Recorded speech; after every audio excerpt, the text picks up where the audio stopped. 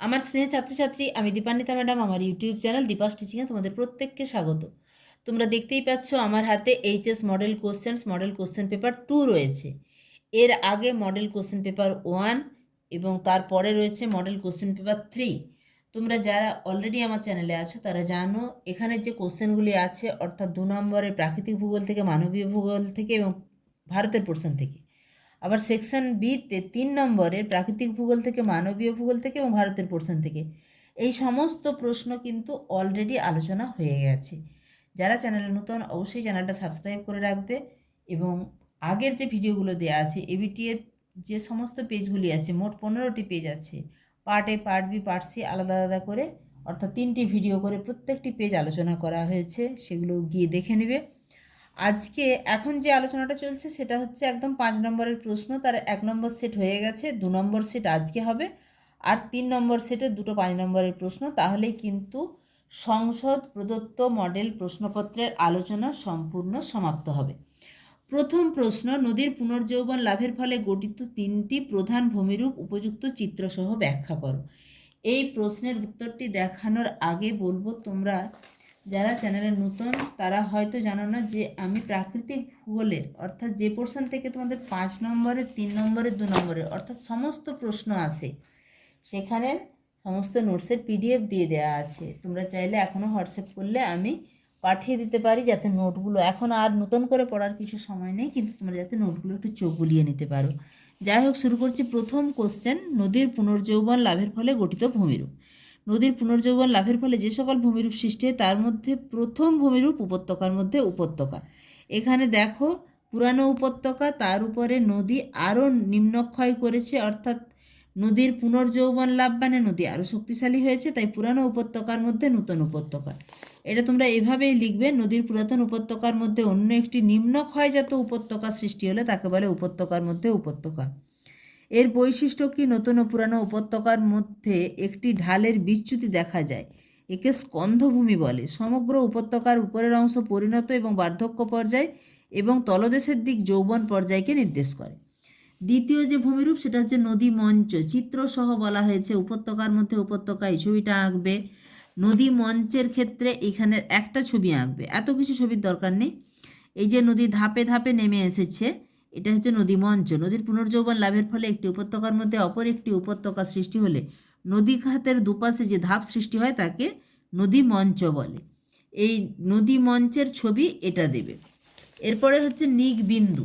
নিকবিন্দু আমরা জানি, যখন নদীর পুনর্যৌবন লাভের ফলে এই যে পুরানো ঢাল, তারপরে হঠাৎ করে যখন ঢালের পরিবর্তন হয় তখন যে অংশ থেকে জল আছড়ে পড়ে সেই অংশটাকে বলে নিকবিন্দু, এবং এই নিকবিন্দুতে জলপ্রপাত সৃষ্টি হয়।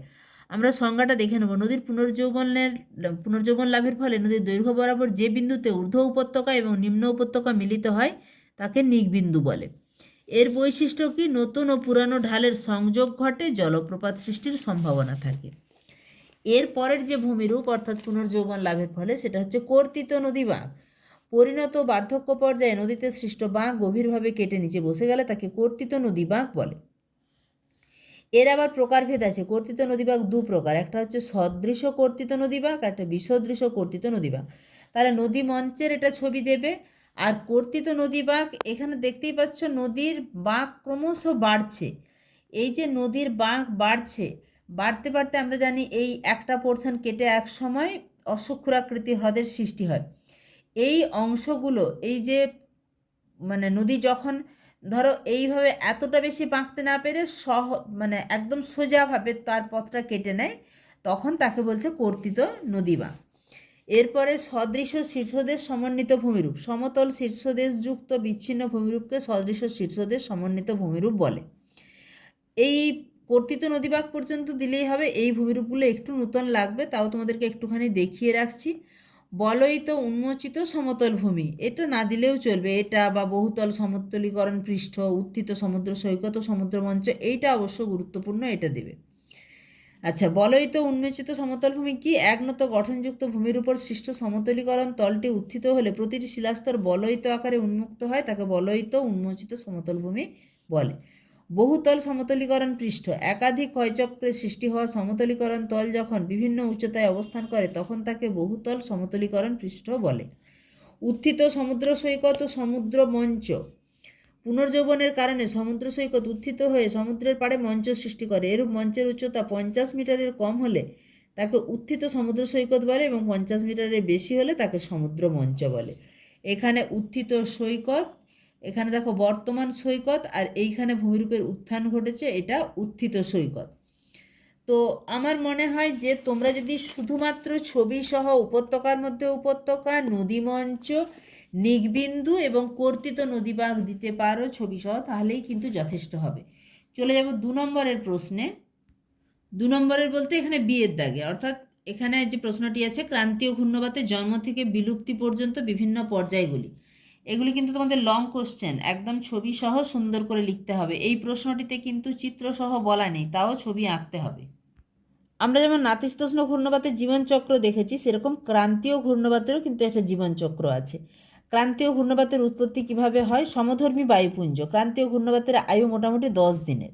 ক্রান্তীয় ঘূর্ণবাতের উৎপত্তিকে 4টি পর্যায়ে ভাগ করা যায়। প্রথম পর্যায়ে যে গাঠনিক পর্যায়, গাঠনিক পর্যায়ে এই রকম একটা ছবি হবে।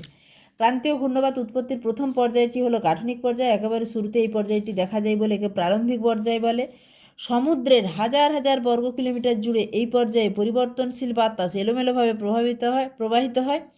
বিস্তীর্ণ অঞ্চল জুড়ে বায়ুর চাপ হ্রাস পায়। এই অবস্থায় ঘূর্ণবাতের চক্ষু দেয়াল গড়ে ওঠে। সমগ্র অঞ্চল জুড়ে বায়ুর চাপ হ্রাস পাওয়ায় ঘড়ির কাঁটার বিপরীতে বায়ুপ্রবাহ শুরু হয়। সমপ্রেস রেখাগুলি প্রায় চক্রাকার হয়। বায়ু ক্রমাগত আবর্তিত হয়, একটি ঘূর্ণির সৃষ্টি হয়। এরপরে দ্বিতীয় পর্যায়, সেটা অপরিণত পর্যায়। এখানে দ্বিতীয় পর্যায়ে ছবি দেওয়া আছে। গাঠনিক পর্যায়ের পরবর্তী পর্যায়টি ঘূর্ণবাত সৃষ্টির অপরিণত অবস্থায় বিরাজ করে। এই সময়ে প্রকৃতপক্ষে ঘূর্ণবাতের কিন্তু বিকাশ ঘটে, তাই এই পর্যায়কে বিকাশশীল পর্যায়ও বলা হয়। এই পর্যায়ে বায়ুর চাপ ক্রমশ কমতে থাকে, বাতাসের গতিবেগ বেড়ে যায়। ঝড়ের চক্ষু অর্থাৎ যেটা সেন্টার, তাকে কেন্দ্র করে বাতাস খুব জোরে আবর্তিত হয়, ঘূর্ণবাত অগ্রসর হতে থাকে। কুণ্ডলী বলয়ের আকারে মেঘ সৃষ্টি এবং বৃষ্টিপাত হয়। কোনো কোনো সময় একটি ঘূর্ণবাত ভেঙে কয়েকটি ক্ষুদ্র ক্ষুদ্র ঘূর্ণবাতের সৃষ্টি হয়। এদের মধ্যে একটি ঘূর্ণবাত ক্রমশ বড় হয়ে বিধ্বংসী শক্তিশালী ঘূর্ণবাতে পরিণত হয়। এরপরে যেটা 3 নম্বর পর্যায়, এই পর্যায়ে ঘূর্ণিঝড় প্রবল আকার ধারণ করে। একে 4টি বৃত্তীয় বলয়ে ভাগ করা যায়। 10 থেকে 20 কিমি ব্যাসযুক্ত কেন্দ্র অঞ্চল, এই অংশে মৃদুমন্দ বাতাস প্রবাহিত হয় এবং আকাশ পরিষ্কার থাকে। এর পরবর্তী অংশে আছে বিক্ষুব্ধ বলয়। তাহলে একদম কেন্দ্রের 10 থেকে 20 কিমি পর্যন্ত কিন্তু সেখানে অতটা বিক্ষুব্ধ অঞ্চল নয়, মৃদুমন্দ বাতাস বইতে থাকে, আকাশ পরিষ্কার থাকে। তার পরবর্তী অংশে 50 থেকে 100 কিমির মধ্যে বায়ুর চাপ ঢাল খাড়া হয়, বাতাসের বেগ বেশ বেশি থাকে, প্রবল বৃষ্টি হয়। বহিস্থ ঝঞ্ঝাবিন্দু বলয়ে বাতাস প্রবলতম বেগে প্রবাহিত হয়। সর্বাপেক্ষা বাইরের চতুর্থ বলয়টিতে দুর্বল ঘূর্ণিবায়ু প্রবাহিত হয়। এভাবে যদি বায়ু প্রবাহের গতি 90 কিমি, এটা দিতে পারো নাও পারো, একটু জেনে রাখো, 90 কিমি যদি অতিক্রম করে তখন তাকে শক্তিশালী ঘূর্ণাবর্ত ঝঞ্ঝা বলা হয়। বাতাসের গতিবেগ যদি ঘন্টায় 120 কিমির বেশি হয় তখন হ্যারিকেন গোত্রের শক্তিশালী ঘূর্ণাবর্তজনিত ঝঞ্ঝা বলা হয়। আর আইএমডি এটা নির্ধারণ করে যে 220 কিমি বা তার বেশি বেগে বাতাস প্রবাহিত হলে সেটা হচ্ছে সুপার সাইক্লোন। যাই হোক, এটা না লিখলেও হবে। এটা হচ্ছে পরিণত পর্যায়। এর পরবর্তী অংশ হচ্ছে সমাপ্তি পর্যায়। এই সময় থেকে ঘূর্ণবাত অদৃশ্য হওয়ার পরিবেশ রচিত হয়। সমুদ্রপৃষ্ঠের উষ্ণতা 26 ডিগ্রি সেন্টিগ্রেডের কম হয়। শক্তিশালী ঘূর্ণবাত স্থলভাগে প্রবেশ করার পর থেকে তা দুর্বল হয়ে পড়ে। ভূপৃষ্ঠে ঘর্ষণজনিত বাধা এবং সমুদ্র থেকে জলীয় বাষ্প সরবরাহ ঘাটতির কারণে ঘূর্ণবাতের শক্তি উল্লেখযোগ্যভাবে হ্রাস পায়। বৃষ্টিপাতের পরিমাণ কমে আসে এবং কেন্দ্রের নিম্নচাপ ক্রমাগত উচ্চচাপে পরিণত হয়ে ঘূর্ণবাতের বিকাশ ঘটে। এটা কিন্তু সমাপ্তি পর্যায়।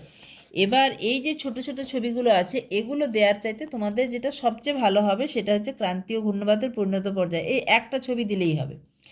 এইখানে কিন্তু এইভাবে ঘূর্ণবাতটা ক্রমশ, এই যে এখানে সমুদ্রের মাঝখান থেকে আস্তে আস্তে ধীরে ধীরে স্থলভাগের দিকে এগোতে থাকে। এইভাবে যদি তোমরা দেখাতে পারো, এখানে কিউমুলো নিম্বাস মেঘ, এখানটাতে সিরাস মেঘ, এই অংশে কিউমুলো নিম্বাস মেঘ, এটাই অ্যাকচুয়ালি ক্রান্তীয় ঘূর্ণবাতের ছবি।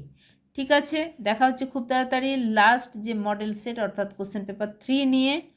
আবারও শেষ করার আগে বলবো, চ্যানেলের নতুন হলে অবশ্যই চ্যানেলটা সাবস্ক্রাইব করে রেখো। গুরুত্বপূর্ণ এই ভিডিওটা অবশ্যই বন্ধুদের মাঝেও শেয়ার করে দিও এবং একটা লাইক করে দিও।